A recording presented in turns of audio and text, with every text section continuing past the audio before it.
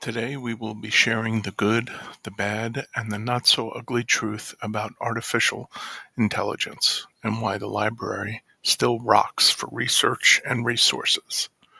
By William Smith for English 350. Quick introduction: artificial intelligence for research project topics. We'll show the results of search on topics related to AI. Then we'll show artificial intelligence for research resources. We'll share the results of search for resources on AI. And then we'll show the research and resources for comparison from CUNY's OneSearch, showing peer-reviewed research, and did we mention some free stuff too? So we're doing this presentation using Google Gemini, which is Google's version of artificial intelligence. And we used artificial intelligence as the search topic. And when we asked for topics we wanted Google Gemini to make a recommendation for topics related to AI for a research project, it came back with machine learning, AI for social good, and then explainable AI and fairness. And I made a note because I'm honestly not sure what that is. But basically, these are rather vague topics. But, we'll see what's possible. So next, we suggested resources suggested by AI. And while they were generic in their response, Google Gemini suggested academic databases, AI news and blogs, research institutes, books, and textbooks. So wasn't very specific, but it's fair to say that they were legitimate resources, just not very specific to the topic. So digging a little deeper into artificial intelligence for research sources, we asked Google Gemini to search and provide resources of peer-reviewed databases, peer-reviewed database research on AI. And the first thing it returned was academic databases, which I thought was funny, since that's what we're going to use for our comparison. But then it also shared a result of Semantic Scholar, something I'd never heard of. And when I took a look at it, I thought it was pretty interesting.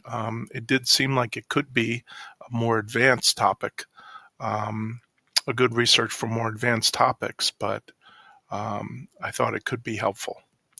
Next, we did a search result of peer-reviewed journals related to AI, and it returned JAIR, the Journal of Artificial Intelligence Research, which again was very technical but could be helpful. So better results for research resources.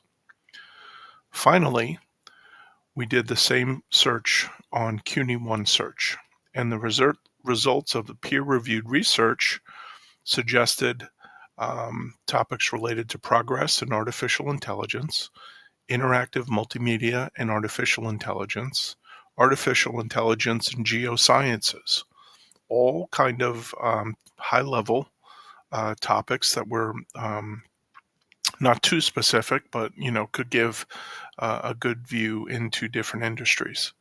And then for peer-reviewed resources, it provided the Journal of Artificial General Intelligence, and then it also provided Journal of Labor Economics and Technical Forecasting and Social Change. And the reason I thought that was interesting is because it would show how industries are being impacted by artificial intelligence. The nice thing with CUNY OneSearch, of course, is that you can choose to filter so you only have peer-reviewed sources, and also you can narrow down the dates. You can narrow down and filter the type of source, if it's a journal, a book, article.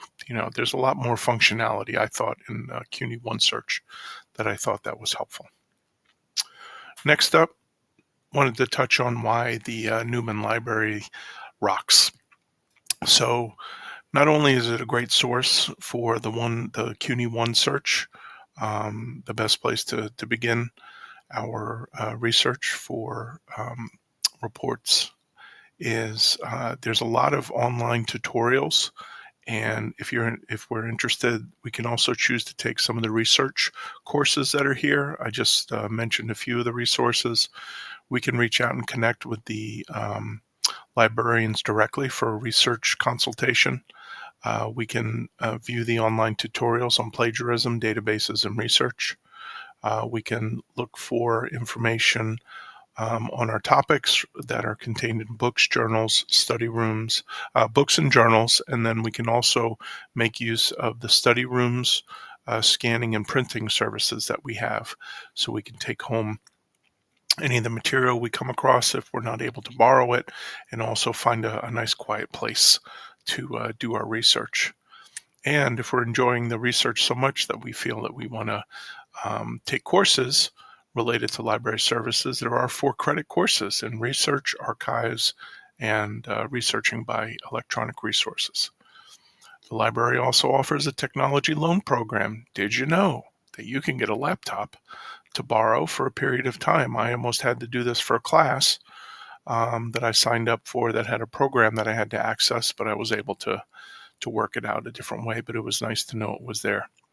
Also, some more of the free stuff is free subscriptions to the New York Times and Wall Street Journal, which is extremely helpful for more timely articles related to search topics.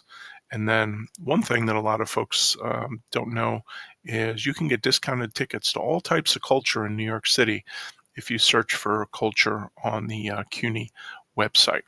So those are just a few of the resources from the Newman Library and why the library rocks for research. So in conclusion, artificial intelligence is helpful for defining research topics,